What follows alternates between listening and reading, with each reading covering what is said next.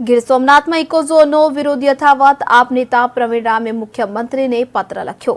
CM પાસે ecozone પર ચિંતન કરવા માટે સમય માંગ્યો તો પ્રવીણ રામે પત્ર લખી ગર્ભિત ચીમકી ઉચ્ચારી છે। તો સીએમ સમય નહીં ફાળવે તો ઉગ્ર રજૂઆત કરાશે તેવું જણાવવામાં આવ્યું છે। તો આપને જણાવી દઈએ કે ગીર સોમનાથ જિલ્લામાં હજુ ઇકોઝોનની નવી ગાઈડલાઈનનો વિરોધ યથાવત છે, ત્યારે આપ પાર્ટી પણ પોતાનું કદ વધારવા સ્થાનિક સમસ્યાઓને લઈને મેદાને ઉતરી છે।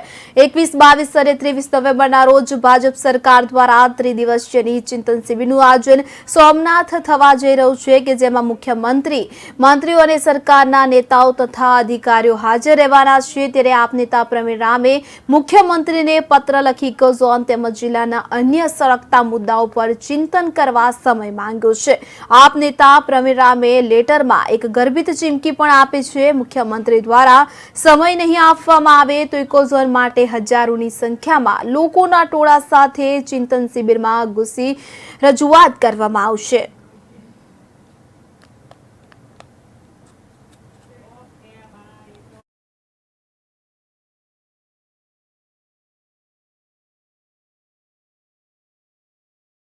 માનનીય મુખ્યમંત્રી પાસે અને અન્ય 10 થી 15 આગેવાનો, ખેડૂત આગેવાનોને સાથે લઈ જઈ અને આ મુદ્દાઓ માટે, ઇકોઝોનના મુદ્દા અને અન્ય મુદ્દાઓ માટે ચિંતન થાય એ માટે સમય માંગ્યો છે।